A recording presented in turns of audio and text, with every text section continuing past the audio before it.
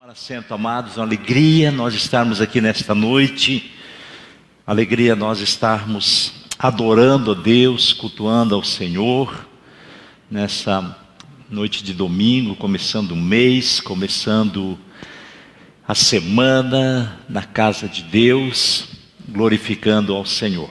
Amados, quero também aqui parabenizar a minha esposa, publicamente. Deus tem me presenteado. Tenho dito para ela que ela é o presente de Deus para a minha vida. Vai fazer 36 anos em dezembro que estamos casados. E tem sido uma bênção na minha casa, na minha vida, no meu ministério. E eu agradeço a Deus e desejo muitos anos de vida, é claro, né? Comigo. Eu disse, Deus, por isso que eu quero que Jesus volte, meu irmão. Porque eu não quero que ela vá antes de mim e eu não quero ir antes dela. Então, se Jesus vem, olha só que coisa interessante. Se Jesus vem, a gente vai junto. Entendeu? Já parou para pensar isso? Como é glorioso se Jesus voltasse agora. Nós não teríamos a chance de perder pessoas. A gente ia tudo para o céu juntinho e adoraria ao Senhor para todo sempre. Você pode dizer, Maranata, ora vem Senhor Jesus. Glórias a Deus. Bom, quem está aqui pela primeira vez? A gente gosta de receber visitas. Eu quero saber quem está aqui pela primeira vez entre nós. Levante a sua mão onde você estiver. Temos lá Deus abençoe, bem-vindo, um casal, muito bem. Mais alguém pela primeira vez? Lá atrás temos uma senhora, Deus abençoe. Mais alguém pela primeira vez, que eu não estou vendo, pela primeira vez? Quero dizer, vamos aplaudir essas pessoas que são pela primeira vez. Você é tão bem-vindo aqui na nossa casa, glórias a Deus, queremos te conhecer melhor. Né, aquele casal, aquela senhora, queremos conhecer melhor. Se você desejar deixar no final, né, o seu nome e o seu telefone, nós agradecemos e com certeza podemos conhecer melhor a sua vida. Glórias a Deus, né? Nós queremos incentivar você que quer servir na casa de Deus e pode começar servindo, acolhendo as pessoas. Olha só que coisa maravilhosa. Então você pode fazer o treinamento das boas-vindas no próximo sábado, como nós já falamos aqui, já ouvimos muito sobre os nossos anúncios. Muito bem, a nossa sala de oração, ela continua aberta, porém em novo horário. Das 6 às 8 da manhã, de segunda a sexta, você pode entrar pela porta do templo. Depois desse horário, no horário comercial está aberta, mas você entra pela secretaria, tá bom? Se você deseja orar na nossa sala de oração, você pode orar das 6 às 8 da manhã, pela porta da frente, ou então no horário comercial, aqui pela nossa entrada lateral da secretaria. Oração, queremos lembrar, e eu quero que você lembre, nós vamos orar ainda hoje, pela irmã Morgana, esposa do presbítero irmão Jonas, pastor no Morrotes, que amanhã vai estar passando por uma cirurgia de coluna. Então, nós estaremos orando, uma cirurgia complexa, mas estamos crendo que o médico, antes de operar, ele vai fazer um exame e Deus pode ter realizado o milagre. Amém? Aleluia. Se não, eu creio que os médicos estarão sendo guiados por Deus naquela cirurgia de coluna, que é uma cirurgia bem complexa. Vamos estar orando, continuar orando pela irmã Morgana, por também tantas pessoas que precisam das nossas orações. Meus irmãos, vamos para a meditação da palavra de Deus. Queria convidar você a abrir a sua Bíblia, ligar a sua Bíblia, ou então atentamente acompanhar no telão, Lucas capítulo 7, versículos 36 ao 50. Lucas 7, do 36 ao 50, olha só. São alguns versículos, 14 versículos que nós vamos ler. E poderíamos ler muito mais, e é a palavra de Deus. E a palavra de Deus é para ser lida. A palavra de Deus, meu irmão, não é amuleto. A palavra de Deus não é para deixar aberta, simplesmente no Salmo 91, na estante da sua casa, pegando poeira. Não. A palavra de Deus é para ser lida, ser folheada, é para ser estudada. Isto é a palavra de Deus. Então leia a palavra de Deus. Nós vamos ler agora Lucas capítulo 7, 36 ao 50. Vamos tentar colocar na NVI. Não sei se ele vai conseguir colocar, talvez vai. Na NVI, que diz assim a palavra do Senhor. Interessante que nós vamos ler aqui de mais um jantar de Jesus. E depois que eu comecei a estudar esse texto, é que eu lembrei que semana passada eu preguei sobre um jantar de Jesus. Então, e eu comentei rapidamente sobre esse jantar, e nós vamos ler mais um jantar de Jesus. Se quiser baixar um pouquinho o meu retorno, pode baixar. Glórias a Deus. Lucas diz assim: convidado por um dos fariseus para jantar, Jesus foi à casa dele e reclinou-se à mesa. Ao saber que Jesus estava comendo na casa do fariseu, certa mulher daquela cidade, uma pecadora, trouxe um frasco de alabastro com perfume e se colocou atrás de Jesus a seus pés. Chorando, começou a molhar-lhes os pés de Jesus, com suas lágrimas. Depois os enxugou com seus cabelos, beijou-os e os ungiu com o perfume. Ao ver isso, o fariseu que havia convidado disse a si mesmo: se este homem fosse profeta, saberia quem nele está tocando e que tipo de mulher ela é, uma pecadora. Então lhe disse Jesus: Simão, tenho algo a dizer a você. Dize, mestre, disse ele. 2 homens deviam a certo credor. Um lhe devia 500 denários e o outro 50. Nenhum dos 2 tinha com que lhe pagar, por isso perdoou a dívida a ambos. Qual deles o amará mais? Simão respondeu: suponho que aquele a quem foi perdoado a dívida maior. Você julgou bem, disse Jesus. Em seguida, virou-se para a mulher e disse a Simão: vê esta mulher? Entrei em sua casa, mas você não me deu água para lavar os pés. Ela, porém, molhou os meus pés com as suas lágrimas e os enxugou com seus cabelos. Você não me saudou com um beijo, mas esta mulher, desde que entrei aqui, não parou de beijar os meus pés. Você não ungiu a minha cabeça com óleo, mas ela derramou perfume nos meus pés. Portanto, eu digo, os muitos pecados dela lhe foram perdoados, pois ela amou muito. Mas aquele a quem pouco foi perdoado, pouco ama. Então Jesus disse a ela: seus pecados estão perdoados. Os outros convidados começaram a perguntar: quem é este que até perdoa pecados? Jesus disse à mulher: sua fé a salvou. Vá em paz. Amém? Amém? É a palavra de Deus, amados. Termina de ler a palavra, amém. Glórias a Deus. Meus queridos, nessa história nós temos em destaque, 3 personagens, que são 3 tipos de pessoas. Nós temos o fariseu. O fariseu foi o que convidou Jesus e promoveu um jantar na sua casa. Mas quem eram os fariseus? Fariseus eram os separados, eram os santos, era a verdadeira comunidade de Israel. Mas também eles eram fanáticos, hipócritas, que manipulavam a lei conforme o seu interesse. Eram judeus devotados à Torá, o Pentateuco, e foram eles que criaram a instituição da sinagoga. Eram os homens da religião. Essa era a casa aonde Jesus foi jantar. E ali estava Jesus, o Filho de Deus, que naquele momento, nesse episódio, nessa história, Jesus, ele representa a graça.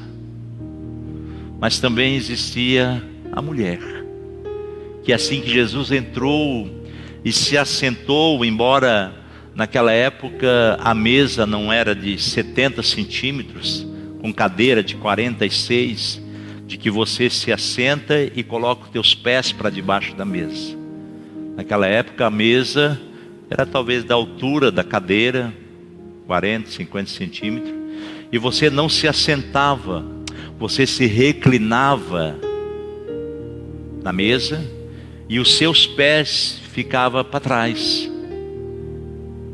E Jesus chega e se reclina, se assenta daquele momento, daquele jeito, e os pés dele ficam para trás, e a mulher rompe a multidão de fora que estava assistindo o que estava acontecendo. Era natural, era normal, quando alguém promovia um jantar com alguém importante, e as pessoas estavam lá dentro participando do jantar, mas alguém importante estava ali. Se alguém importante estivesse ali, é porque iria ter algum discurso, alguma filosofia, alguma história, algum ensino que ia ser dado, e as pessoas ficavam ao redor da casa para ouvir. E era normal, era natural. E uma mulher, ela rompe toda aquela multidão, e ela adentra na casa onde só tinha homens praticamente, e era uma mulher pecadora. Todos conheciam aquela mulher, todos conheciam a índole daquela mulher, sabiam quem era aquela mulher. Mas essa mulher pecadora, ela representa todos os pecadores. Se ela representa todos os pecadores, ela me representa. Ela te representa. Uau, pastor, ela te representa. Mas o fariseu que convidou Jesus para o jantar em sua casa é aquele que acusa a mulher. O fariseu é aquele que ouve a palavra, ele interpreta a palavra muito bem, mas ele não aplica a palavra à sua vida. Jesus, que é a graça, ele chama o fariseu, ele diz: olha, você viu essa mulher? Jesus é a graça que diz para mim e para você: vê os pecadores. Você viu essa mulher, fariseu? Muitas vezes, na nossa religiosidade, amados, muitas vezes, nos nossos anos de crente, de cristão, nós não olhamos para os perdidos que precisam de salvação. Muitas vezes nós olhamos, mas olhamos como religioso. Viu aquela pessoa lá? Poxa, um bêbado. Aquela pessoa lá já se separou 3, 4 vezes. Conhece aquela pessoa? Nós não olhamos com o olhar que Jesus viu a mulher pecadora. Mas aquela mulher, ela atraiu a atenção de Jesus. Por mais que o fariseu, ele procurou por uma intimidade e não apenas conhecimento, aquela mulher, ela procurou justamente isso em Jesus. Mais do que conhecimento, ela queria ter uma intimidade com o Senhor Jesus. E é isso que Jesus quer de nós, mais do que conhecimento. E é bom conhecimento, é bom você estudar a palavra, é bom você fazer teologia, é bom tudo isso, amados. Mas mais do que tudo isso, Jesus quer intimidade com Ele. Jesus quer alguém aos pés dele. A religião, ela não se inclina. A religião, ela não se derrama aos pés de Jesus. Jesus quer que nós nos derramamos aos pés dele. Salvar um pecador. A tua fé te salvou. Não peques mais. Vai e não peques mais, porque a tua fé te salvou. Ele transforma aquela mulher pecadora em uma nova pessoa. O fariseu, ele estava cego para si mesmo. Ele estava cego para aquela mulher. O que o fariseu viu naquela mulher era o seu passado. Pecadora. Quantos homens já teve? Que vida pregressa é a dela? Quantos erros, quantos pecados cometidos? O fariseu, ele vê o passado.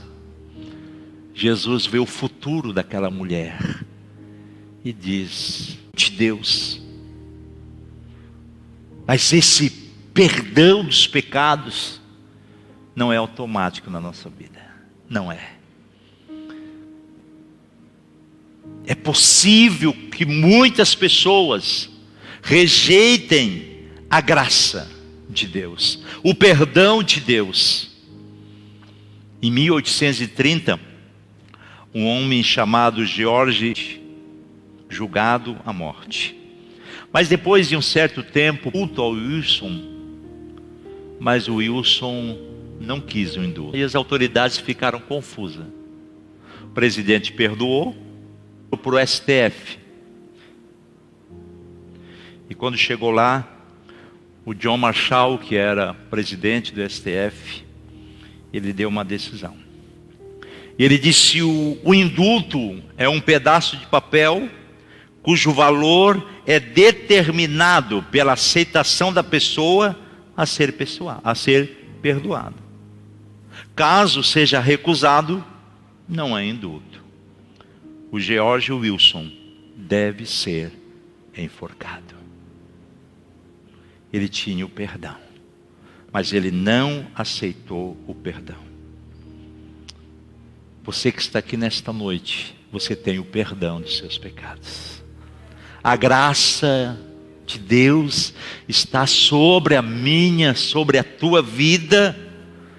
Mas você precisa aceitar a graça. Você precisa aceitar o perdão. É por isso que nós, no final do culto, no final ali da pregação, nós dizemos e fizemos o convite que você quer aceitar a Cristo como seu Salvador. É justamente para isso. É para você aceitar o indulto ou você recusar. Se você aceita, você está perdoado. Se você recusa, é morte.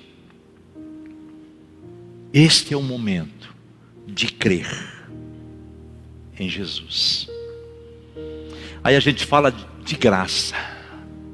Como é que nós podemos descrever a graça?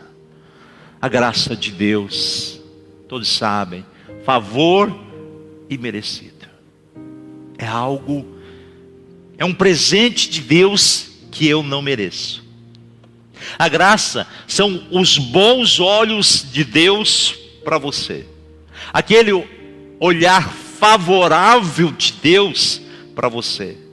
Que não importa o acúmulo de pecados, de acertos, de erros, Deus tem olhos bons para você. Que coisa linda. Deus tem olhos bons para você.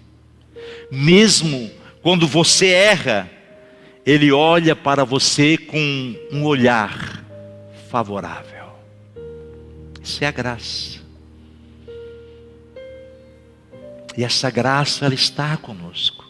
Ela está no mundo. Essa graça é a predisposição que Ele tem de te abençoar. Nós nos tornamos pessoas seguras, porque diante dEle nós nunca encontraremos porta fechada. É a certeza, a graça é a certeza de um caminho aberto à presença de Deus. É aquele pai que o filho pediu parte da herança e saiu e foi para o mundo. E lá ele gastou tudo que tinha. E a ponto de não ter mais nada. Os amigos se foram, a riqueza se foi. E ele desejou comer as bolotas que era dada aos porcos. Ainda que comamos as bolotas por nossos erros, quando você diz assim, eu vou voltar, o Pai está te esperando. Quantas pessoas erram na vida e saem, e não entendem o poder da graça, não entendem que a graça de Deus, ela nos acolhe, e eles mesmos se julgam, e eles mesmos deixam de voltar. Mas aquele filho pródigo, ele lá desejando comer aquelas bolotas, lembrou, olha quantas pessoas estão lá em casa, jornaleiros, servos, tem pão em abundância, e eu aqui pereço de fome. Levantar-me-ei e irei ter com meu pai, e direi, Pai, eu pequei contra os céus, eu pequei contra ti, faça-me como um dos teus jornaleiros, mas eu quero voltar para casa, nem que for para ficar lá no ranchinho lá de trás, mas eu quero voltar para casa. O pai dá um beijo e diz, não, filho, você tem um lugar na minha casa.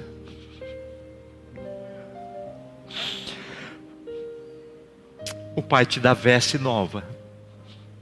O pai te coloca um novo calçado e te dá um anel. E tem mais, o pai vai fazer uma festa para você. Que coisa linda, que graça. Eu fui alvo dessa graça um dia. Meus pais foram alvo dessa graça um dia. Você foi alvo dessa graça um dia. O que você está fazendo com esta graça? A despensa do Senhor, do nosso Pai, ela está abarrotada com tudo aquilo que os seus limites não poderiam alcançar. E a chave está à sua disposição. Isso não é autoajuda, amados. Isso é evangelho de Jesus. Isso foi pago um alto preço. É por isso que nós estamos aqui nesta noite, por causa da graça. Porque foi pago um alto preço na cruz. E o apóstolo Paulo aos Efésios, capítulo 6, 24, ele diz, a graça sejam com todos os que amam sinceramente Jesus Cristo. Quem ama Jesus? Você ama Jesus? A graça está contigo. A graça está contigo. E Jesus, ela deixou de ser simplesmente uma intenção no coração de Deus, para se tornar uma atitude e dizer que a graça é disponível para todos os homens. A graça, ela está disponível a todos os homens. O que eu aprendo nesta palavra, nessa história da casa do fariseu? Primeiro, a graça não discrimina. A mulher era pecadora e Jesus sabia disso. A religião discrimina. Quem é essa mulher aí que vem aí, entrou aqui? Não, aqui não é o lugar dela, não. O que ela pretende fazer aqui? O que ela fez? O que ela pensa que está fazendo? A religião discrimina. E às vezes, meus irmãos, quero confessar, nós somos essa religião. Nós somos esses religiosos que discriminamos as pessoas pela aparência das pessoas. Pecadora. Segundo, a graça, ela é as promessas de Deus. Jesus podia ver o que o Espírito Santo ia fazer na vida daquela mulher. ela vê o passado. Os fariseus ficaram preocupados com o que ela tinha feito. Calcularam todos os seus pecados, todos os seus erros, todas as suas faltas, e chegaram na conclusão e disseram: não tem como ela pagar uma dívida. Essa mulher não tem jeito. A graça, ela vê o futuro. A religião vê o que você fez, os erros que você cometeu. E alguém chega e diz para você: não tem mais jeito. E você mesmo diz: não tem mais jeito, é porque você está religioso. Mas quando você entende a graça, aleluia, eu posso ter sido tudo isso, mas eu vejo a promessa de Deus que vai se cumprir na minha vida. O que o Espírito Santo vai fazer. O Santo vai trabalhar na vida desta pessoa. Sabe por que os fariseus faziam isso? Porque o religioso, porque eles não sabiam o valor do sangue do Cordeiro, que podia remir qualquer pecado, pagar qualquer preço. É o sangue de Jesus que nos purifica de todo o pecado. A graça, ela é baseada na fé. Ei, mulher, vai. A tua fé te salvou. Coisa que Jesus levou em conta daquela mulher foi a sua humilhação, foi o seu arrependimento. A religião, ela se baseia nas obras, ela se baseia nos méritos humanos. Eles não acharam que aquela mulher era digna de estar ali. Eles não acharam que aquela mulher era digna de salvação. Eles não acharam. Talvez eles disseram no seu coração, ao outro, cochichando, eles disseram: ela não faz oração como nós fazemos. Uau, o que essa mulher quer aqui? Ela não jejua como nós jejuamos. Ela não oferece nenhum sacrifício como nós oferecemos. Tem uma pombinha, ela faz sacrifício, olha só. E a gente leva cordeiro, leva ovelha. Jesus disse: vai, a tua fé te salvou. A graça, ela gera arrependimento e fé. Aquela mulher, ela lavou os pés de Jesus com lágrimas. Arrependimento sincero tem lágrimas. Minha esposa sempre tratou os nossos filhos dessa maneira. Fazia um erro, aí era chamado para ver um conserto, para dar correção. Quando dava a correção, umas palmadas não, uma chinelada. O menino abria a boca desse tamanho. Nenhuma lágrima. Era remorso, era raiva, mas não era arrependimento. Aí quando o menino começava a derramar lágrimas, agora está se arrependendo. Agora ele entendeu, agora está se arrependendo. Lágrimas de arrependimento Jesus viu naquela mulher. Você não pode vir a Jesus por um remorso. Você precisa vir a Jesus arrependido do que? Dos seus pecados, crendo que Jesus vai operar um milagre, o maior milagre de todos, salvar a tua alma. A religião, ela só gera culpa, ela só gera desespero. Eles não admitiam que aquela mulher pudesse ter uma nova vida. Para eles, aquela mulher deveria levar o fardo e viver em desespero pelo resto das suas vidas. Você não precisa levar um fardo pelo resto das suas vidas. Você não precisa viver desesperado pelo resto da sua vida. Hoje mesmo, aquilo que Jesus disse: ei, vinde a mim, todos vós que estáis cansados e sobrecarregados, e eu vos aliviarei. Ei, tem peso de culpa na sua vida? Venha a Jesus nessa noite. Venha a Jesus. Venha receber de graça a graça do Senhor Jesus. A graça, ela gera gratidão e amor. O que aquela mulher fez depois de banhar os pés de Jesus com muitas lágrimas? O pé de Jesus ficou todo molhado de lágrimas. Ela pega os seus cabelos, enxuga os pés de Jesus com os seus próprios cabelos. E depois, quando aquele pé de Jesus está sequinho, ela pega um perfume muito caro, um perfume precioso, e ela derrama aos pés de Jesus. Ela não desperdiçou. A religião gera crítica. Condenaram a atitude de Jesus. Se esse fora profeta, bem saberia quem é a mulher. Qual é a mulher que lhe tocou? Porque ela é pecadora. Mas ela derramou o de mais precioso, o perfume precioso em Jesus. A graça gera gratidão e amor. O quanto você tem sido grato a Deus? O quanto? Você tem sido grato a Deus?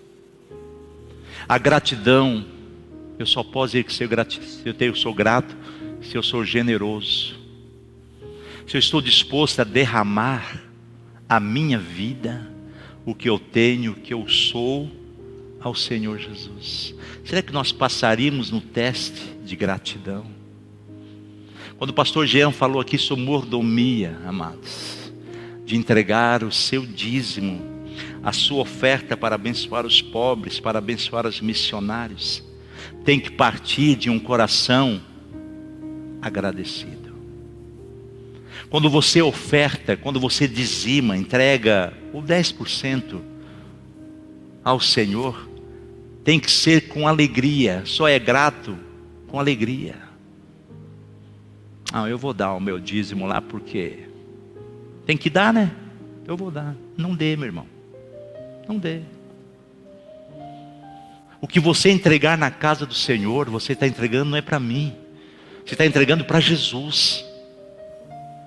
Esta mulher pecadora derramou um óleo, um perfume precioso. Precioso. O que você tem de precioso para derramar aos pés de Jesus? Pode ser o seu tempo. Pode ser o seu tempo. Pode ser o seu talento, seu dom, sua habilidade. Eu quero entregar ao Senhor Jesus. O meu recurso eu quero entregar ao Senhor Jesus.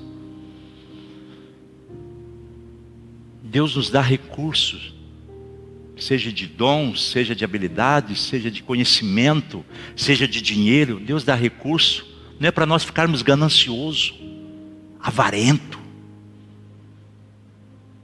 É para nós doar. Por quê? Porque Ele se doou. Isto é graça. De graça recebesse, de graça dai.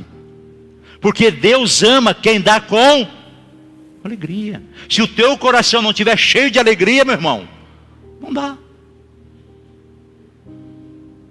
É uma avareza. Dar com o coração sem alegria se torna avareza. Eu dou porque eu quero mais. Eu dou porque lá em Malaquias diz: olha, trazei o dízimo e fazei prova de mim, se eu não abrir os céus e não derramar a bênção tal.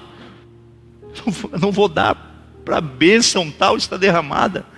A bênção tal sobre a minha vida já foi derramada com a minha salvação sobre a minha vida. Tudo que vem agora, meu irmão, é lucro. É para mim servir de bênção para outras pessoas.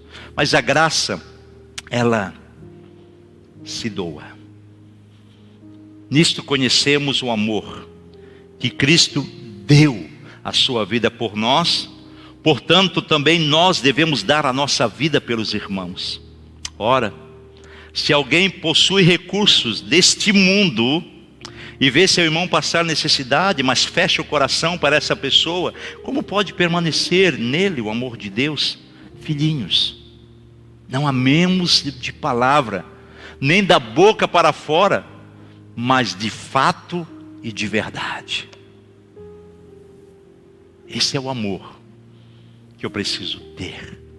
Essa é a minha gratidão que eu preciso fazer com que ela se torne palpável, a minha gratidão. As pessoas precisam ver, eu preciso ver que eu estou sendo grato. Para nós encerrarmos, amados, Jesus é o nosso modelo de aproximação com os pecadores. Ele foi compassivo, ele foi misericordioso, ele veio curar os doentes, buscar os perdidos, libertar os cativos. Jesus, ele foi mais duro com os religiosos do que com os pecadores. Jesus, ele fala sobre a perversa cidade de Sodoma, só que ele faz uma comparação, dizendo: e você, Cafarnaum, cidade da Judéia, será elevada até o céu? Não. Ele diz: você descerá ao Hades. Se os milagres que em você fossem realizados, tivessem sido realizados lá em Sodoma, todo lembra de Sodoma, né? Que foi destruída por fogo, eles teriam permanecido até hoje. Mas eu lhe afirmo que no dia do juízo haverá menor rigor para Sodoma do que para você, Cafarnaum. Porque ali estava o Deus da vida, ali estava Jesus. E eles simplesmente negaram, deixaram Jesus. Mas Jesus não olha, a graça não olha para o que a pessoa é, mas para o que Deus pode fazer na vida dessa pessoa. Pense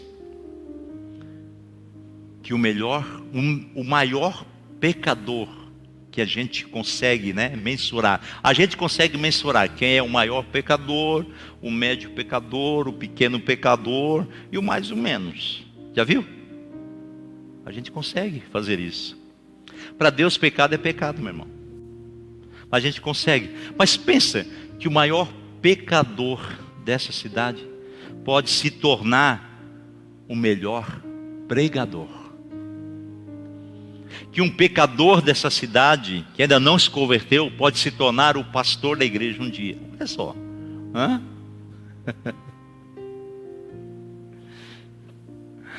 Lembre-se que o incrédulo, ele pode se tornar o teu irmão amanhã.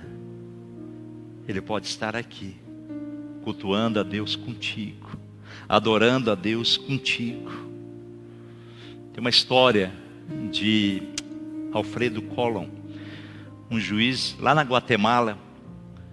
Ele vivia desprezado porque ele era alcoólatra. Um dia, um índio virou para ele e disse: Alfredo, que Deus te abençoe. Alfredo ficou pensando naquilo que tinha ouvido, mesmo estando embriagado. E ele sentiu que aquele índio tinha algo diferente. E ele descobriu que aquele índio era evangélico. E um dia o Alfredo, ele foi à igreja e se converteu. E ele se tornou o maior pregador do evangelho. Esse Alfredo, ele escreveu mais de 2.000 hinos. E nunca estudou música. E tem hinos que nós cantamos, que o Alfredo escreveu.